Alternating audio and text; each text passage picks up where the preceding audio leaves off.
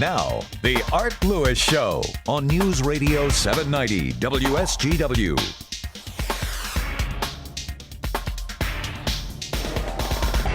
Well, good morning to you and welcome to another edition of The Art Lewis Show here on WSGW. We are out and about today, a very special place to us because 1 year ago we were here helping them open this brand new beautiful facility. It is New Hope Valley Assisted Living and Memory Care Community on Center between Shattuck and McCarty in Saginaw Township. And they are 1 year old today, and they've invited us back to help them celebrate. And we're going to do that this morning. Throughout the morning, you'll hear us chat occasionally with some of the folks here at New Hope Valley. Later on in this hour, depending on time available to us, we'll also get your reaction to the governor's State of the State address last night. But I thought I'd kind of help celebrate a little bit this morning and invited the man who is one of the inspirations behind this facility and is the managing partner and director of the facility to join me this morning, Rumi Shahzad. And Rumi, first of all, congratulations. Thank you, Art. Appreciate your being here with us to celebrate our first anniversary. And we clearly have been honored to partner in the journey of life of our residents and their families over the past year. So today is an exciting day for us. Well, this is exciting. We were talking, before the show started, and I was pretty amazed actually because I remember talking to you last year when I first got here and first met you, and you were telling me about the plans and how optimistic you were to be, maybe half full by the time the first year was up. That blew by a long time ago, didn't it? That's right. Sometime in the fall, which is a distant memory. And we've been blessed with nearly 40 residents now. And on the assisted living side in our community, we have a strong waiting list of people. And on the memory care side, we have some availability. But I think a lot of it has to do with having the employees that have the heart and the compassion and the care to do what we do. This industry, it's mushroomed. I mean, these facilities are sprouting up everywhere. And is that simply because the age of our population is increasing and there is more need, I would assume? That's right. It has to do with sort of longer life expectancy on the part of all of us. And Michigan, for example, from the 2000 to the 2010 census, lost population as a state, but the population of those 65 and up grew by more than double digits. So we do see an aging population, though there's the demand side. And let's talk about a facility like this. There are two separate and distinct facilities, if you will. There's the assisted living side, and the amount of assistance just depends on the individual. And then there's the memory care community, and they're two separate, distinct units, although they're all housed in the same building, because you have to look at them differently, don't you? That's exactly right. So the way we are set up are two different households. Oasis Valley, where we are sitting in the dining room right now, is the assisted living side. And then we have Sunshine Valley, our memory care household. Each household has its own dining, living, sunroom, patio, garden, sort of. And as far as life enrichment and activities are concerned, they are sort of different depending on the need of the residents. There's some activities that cut across. For example, when we have musicians and entertainers come in, we can have a joint session. But there are others, we do chair yoga, which is going on this morning. Right. And we do it on the assisted living side. And then on the memory care side, it's more one-on-one and more personalized. And there's a good reason why the memory care side is treated differently. I mean, those folks have their own set of problems, and you have to be a good shepherd for them. They're in a facility that's, in effect, it's a locked facility. They're not free to come and go because sometimes if they go, they don't know where they're going and where they're coming from. So you really have to be on top of that situation, don't you? That's right. They clearly sort of, in the journey of life, as they have cognitively declined, somebody said to me that if you've seen one person with dementia, you've seen one person with dementia. So every person is unique. Having said that, what our goal on that side would be if we can create a couple of moments of happiness during the day for them, that's how we would measure success. That's how we would define success. Of course, it requires a much higher staffing ratio to make sure that, we are able to provide that one-on-one support. And there's licensing involved. You have to meet a whole bunch of regulations, don't you? We do. We are licensed by the state of Michigan as a home for the aged, both for the assisted living side and for the memory care side. And then besides getting the licensing, there's specialized training that our staff goes through. For example, research has shown that on the memory care side, the Montessori philosophy that Maria Montessori developed over 100 years ago can be applied to engage the residents. So we have had our trainers come in from Chicago and other places to train our staff to redirect behavior of the residents and engage them. Montessori is in the Montessori schools that we've all heard about? Same? Absolutely. So if you think about Montessori method, there's something around doing, using your hands and fine motor skills that are kids are helped to develop in that approach. And in a similar way, we can, for folks that have memory care issues, engage them in small projects that gives them a sense of fulfillment, accomplishment, so they think they have done something on their own, and that's what we're after. At what point, this may be a gray line, but at what point does an assisted living person need to move over to memory care? At what point do you determine, or does the family determine that it's time for a higher level, if you will?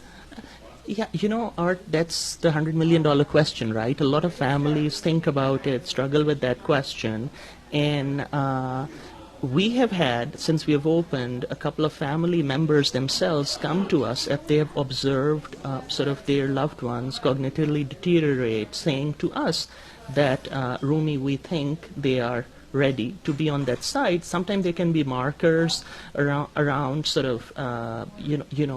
forgetting certain things on a regular basis. At other times they feel that they require more personalized attention, a higher degree of care, but it varies from person to person. And we are able to, the way we do it on our end is we do quarterly care conferences with the families. So there's ongoing communication by email regularly. But besides that, we meet with the families every 3 months at a bare minimum to talk to them about how the residents are doing. And then during those discussions, this issue can bubble up as well. And I assume also that there are medical professionals involved in this too. Absolutely. So we've had the residents, we encourage them to keep their primary care relationship, and we have 3 different physicians that come to New Hope to visit, looking after their patients. So they are very much part and parcel, not just for this decision, but even when we intake a new resident to become a part of our community, the physicians provide an initial assessment, we do an evaluation, and between that assessment and our evaluation, we develop a care plan. So we work hand in hand with them. So let's talk about residents coming in on the assisted living side. Assistance is a big word. It can be everything from don't forget to take your pill to bathing and everything else that goes with it. Yeah. And I assume all of that is available in one form or another, and it's tailored to each individual? That's right. We, in terms of activities of daily living, what we are able to provide for the residents can range anywhere from bathing, grooming, help with nutrition and life enrichment, passing medications to them. Med administration is really important to us. So actually, for all the residents at New Hope, we take over medication management because we find a lot of issues can go back to a lack of taking medications on a regular basis. So that's something we take on as well. And we basically, literally, in essence, what we're trying to do is for the families, when they move their loved ones here, when they come and they hang out with them, they can have fun with them. They don't have to worry about the fact that did mom take the pills last night? Did she have her showers during the week? Did she eat well? Our employees, and we take responsibility for that, and then in essence free up the time for the families to have fun with them. So someone comes in here and they've got 4 or 5 different prescriptions. They don't keep them. you centrally hold them and dole them out as they're needed. That's absolutely right. So the way it would work is we would take over the med administration. We work with the pharmacy. The medications come in. They have a locked cabinet in each apartment where each individual's medications are kept. We have an electronic medicine administration system that reduces the chances of errors, but we take that over from the point of view of getting the prescriptions out to the pharmacy delivering medications, us administering them if they're running low on dosage, new medications being ordered. All of that is our responsibility. So it would seem to me that you have a variety of staff, different levels of skill, different specialties. You'd almost have to. But yeah, we do. What we look for initially, though, for staff, we've got 42 employees, and as we are looking and as I'm interviewing them, we're looking for the soft skills. I personally look for the passion to serve the seniors and the compassion and empathy to do so. If they have those skills, we can train them. We bring in service different physicians and medical experts to train our staff. Many of them are certified nurses assistants. Some are not. But for us, if they have the soft skills, they're going to succeed here because we can train them. However, if they are lacking those soft skills and they have the best training in the world, it's not going to work. You have to be able to communicate and interact with the residents, right? Absolutely. Well, Rumi, listen, first of all, again, congratulations on the first year and many, many more. You're running at a 90% overall rate, which is way above what you expected in the beginning. Sure. That says something for your staff, for you, and for the whole facility. Thank you, Art. Appreciate it. I also wanted to give a shout out to Fred Steck. Fred was our first resident at New Hope. He passed away a little over a month ago, and he moved into the community a year ago. So I want to acknowledge a wonderful, witty, humorous gentleman, and he's in our thoughts as we celebrate our day. And you told me something very interesting about his family because you still see them. Absolutely. One of his daughters, Bev, and son-in-law, Jerry, are here with us on a regular basis. They helped us celebrate our Christmas at Zenders and Frankenmuth. So they've been volunteering. Another of our employees, a person who actually became an employee, is Maria Bray, whose mother-in-law was a resident here. And when after Maria's mother-in-law passed away, and she kept volunteering, and then at some point in the fall, we were able to convince her to come on board. So again, it's been a fantastic opportunity to partner with the families to serve our residents.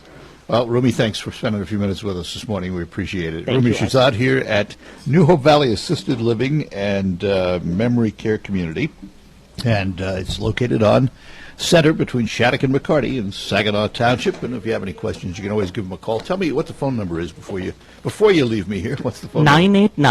989-498-4000. That's 989-498-4000, or they can check us out at newhopevalley.us. Thank you. All right, very good. Thanks, Rumi. All right, we will take a couple of moments out to tell you a few things, and then back, and we'll have open phones on this Friday, including if you'd like to react to the governor's state of the state. Valley. Let's go to the phones here. We'll talk to Bob in Saginaw. Bob, good morning. You're on the Art Lewis Show. Good morning, Art. Morning. What I'm calling for actually is for Rumi. My mother-in-law spent the last few months of her life there, and it was very pleasant for her. She kind of started out in an orphanage as a little kid and died at 92 years old, and over the years we kept hearing from her she was going to die in her home. She was not going into an orphanage, which is what she called assisted living. But once she got there, she was so comfortable, and we were so happy for her, and they did such a great job with her. I just want to let them know. And my sister-in-law, Kathy, lives up in Charlevoix. I know she would not be able to hear this, and she would be calling to tell them right now the same thing. Well, I will pass that on to Rumi, Bob. What was your mom's name? Her name was Frances Graham. Okay, I'll pass that on to Rumi. I know he'll be glad to hear it. Okay, well, thank you very much. All right, Bob. Yep, thanks. bye now. Homeowner who's faithfully. As I mentioned to you, how fitting for this program that we have the Director of Cuisine with us here at New Hope Valley Assisted Living and Memory Care Community. And he is Dan Terhune. Did I pronounce your name right? Terhune, yep. Terhune? Terhune. I can get it. Dan, now, what are your responsibilities here as Director of Cuisine? You're responsible for the menu and everything that goes out? Yep, menus and accommodating everybody's special diets, cooking all the food, cleaning all the dishes, making everything happen. And It's in the kitchen, it's yours, is that it? Well, I'm secretly the director of the building, I think, sometimes now. I do, a little bit of everything, but all those duties are included, yep. How do you go about preparing a menu when you have so many different dietary requirements? Mm-hmm. I mean, it's one thing in a restaurant, you put out a plate and this is what's on this plate. Mm-hmm. It's not the same here, is it?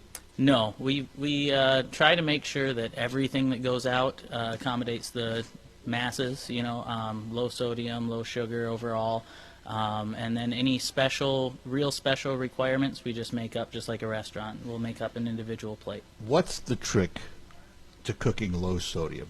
Because, most people, they think when they're making food, they got to dump in the salt. I mean, it's, they say that's where the flavor is. You got to put in the salt.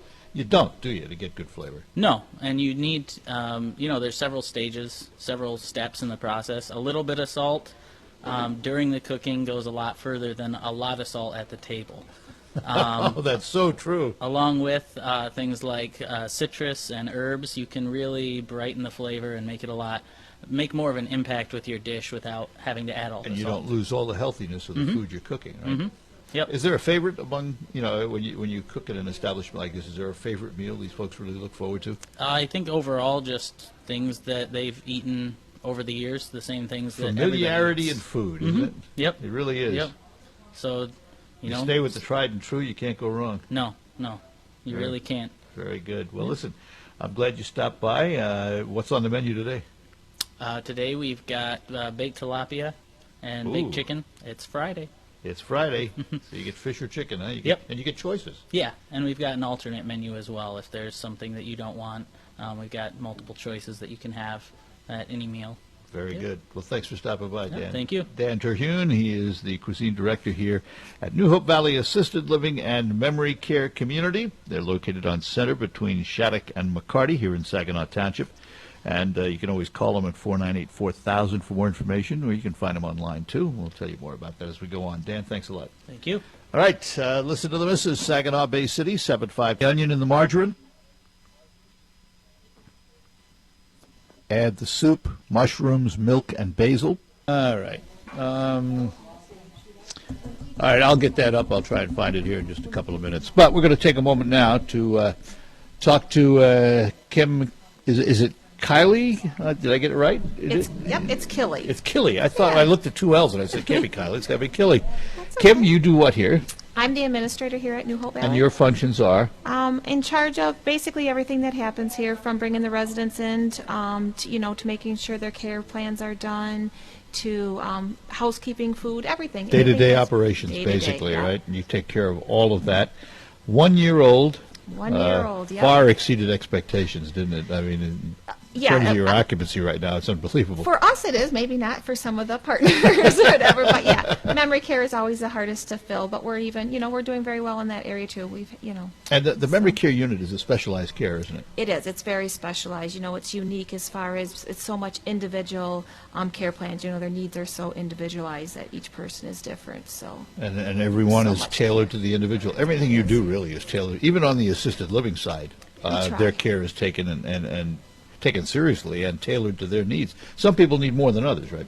We do, exactly. Because some people want to shower every day, so where they're able to get a shower on a daily basis, or somebody only wants to do it twice a week. So we try to the best of our ability to meet their needs. It's their home, so we come in to do what they need us to do. And you manage their needs, Absolutely. basically, And great staff. You got 42 on staff now or something like that? Yeah, 42 total, yeah. I just, because we were here a year ago when you first opened. We were here the day they opened, and we were here for the ribbon cutting and everything, and I remember talking to Rumi and about the hopes and dreams of how many people they expected to serve in the first year, and I come back today and wow. It's you got a waiting list on the assisted living side, don't you? We do. For certain size room, there is a waiting list, yep. So hopefully, and we'll continue growing. And if somebody wants to find out about moving in here or moving their family in here, how do they get a hold of you, what do they need to do?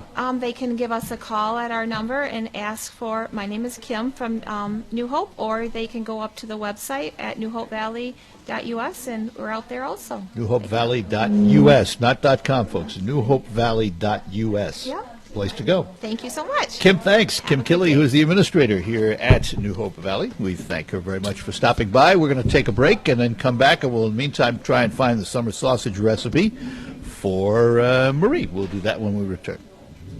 The original show is... It is 12:15 at WSGW. Here's Art Lewis live from New Hope Valley Assisted Living in Saginaw Township. Thank you, Charlie, very much. We are here at New Hope Valley Assisted Living and Memory Care Community. And with us, by the way, this is their first anniversary, and it's a very important anniversary. And with us is Jerry Kobat, who has a relationship here. Because, Jerry, it was your father-in-law, the late Fred Steck, that was the first resident here. Isn't that right? That's right, Art. Fred came here the first part of January of last year. And he's deceased now. He passed away, unfortunately, in November. But it was quite an interesting end of life. And let's talk about your relationship, because you keep coming in now. You and your wife come back as volunteers, don't you? Right. We'd like to contribute to what Rumi and the staff are doing here. They do an excellent job in providing the best of care that can be afforded to people, both on the regular side and as well as on the memory care side. And the volunteers, you come in, and I've noticed you mingle with all the residents here. You practically know them all by name, don't you? Well, we do, and we try to keep up with that.